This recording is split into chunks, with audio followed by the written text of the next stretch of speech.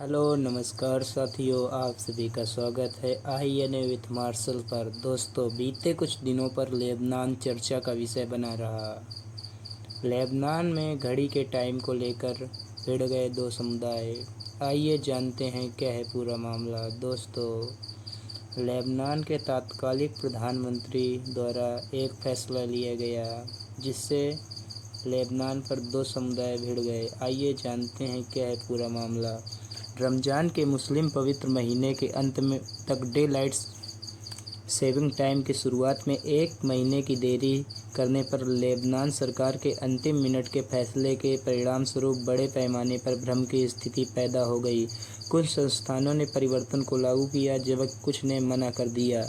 कई लेबनानी ने खुद को एक ही छोटे से देश में अलग अलग समय क्षेत्रों और स्कूल के कार्यक्रमों में अलग अलग समय पर काम करने की स्थिति में पाया।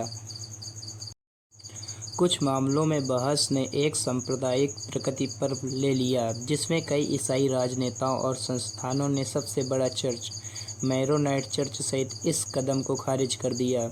भूमध्य सागरीय देश आमतौर पर मार्च के आखिरी रविवार को अपनी घड़ियों को एक घंटा आगे सेट करते हैं, जो अधिकांश यूरोपीय देशों के साथ संरेखित होता है। हालांकि गुरुवार को लेबनान की सरकार के कार्यवाहक प्रधानमंत्री नजीब मिकाती द्वारा डे लाइट सेविंग को 21 अप्रैल तक शुरू करने का निर्णय लिया।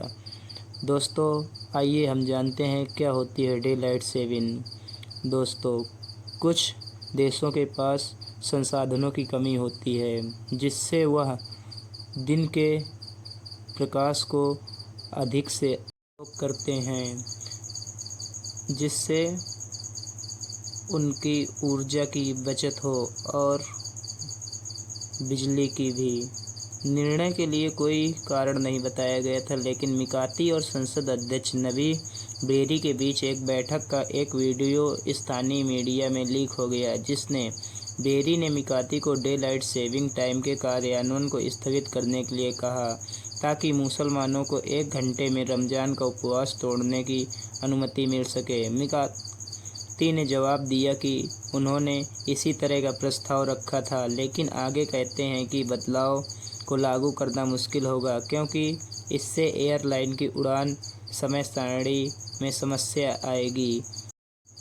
दिन के उजाले की बचत को स्थगित करने के घोषणा के बाद लेबनान की राज्य एयरलाइन मिडिल ईस्ट एयरलाइन ने कहा कि रविवार को और 21 अप्रैल के बीच बेरूत हवाई अड्डे से रवाना होने वाली सभी उड़ानों का प्रस्थान समय से एक घंटे आगे बढ़ाया जाएगा। देश के 2 मोबाइल फ़ोन नेटवर्क ने लोगों को संदेश भेजा कि वे अपनी घड़ियों की सेटिंग्स को स्वचालित की बजाय मैनुअल में बदलें ताकि आधी रात को समय न बदले। हालांकि कई मामलों में वैसे भी समय आगे बढ़ जाता है। सार्वजनिक संस्थान सिद्धांत रूप में सरकार के फैसले से बंधे हैं। टीवी स्टेशन, स्कूल और व्यवसायों सहित कई निजी संस्थानों ने घोषणा की वे निर्णय को अनदेखी करेंगे और पहले से निर्धारित रविवार को डे लाइट सेविंग की ओर बढ़ेंगे।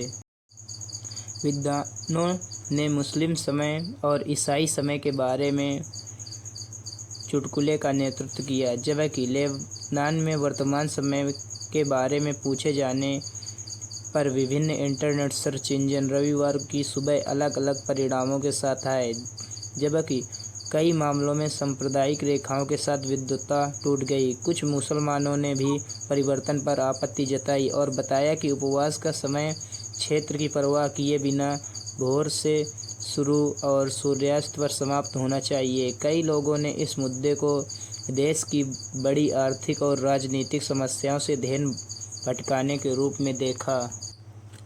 यहाँ तक कि कुछ सार्वजनिक एजेंसियों ने भी इसका पालन करने से इनकार कर दिया। शिक्षा मंत्री अब्बास हलवी ने रविवार को एक बयान में कहा कि यह फैसला कानूनी रूप से मान्य नहीं था क्योंकि इसे कैबिनेट की बैठक में नहीं लिया गया। अगर सरकार बैठक करती और इस निर्णय को मंजूरी देती, उन्होंने लिखा, हम इसे लागू करने वाले पहले व्यक्ति होंगे, लेकिन तब तक शैक्षणिक क्षेत्र में डे लाइट सेविंग टाइम स्वीकृत और लागू रहता है।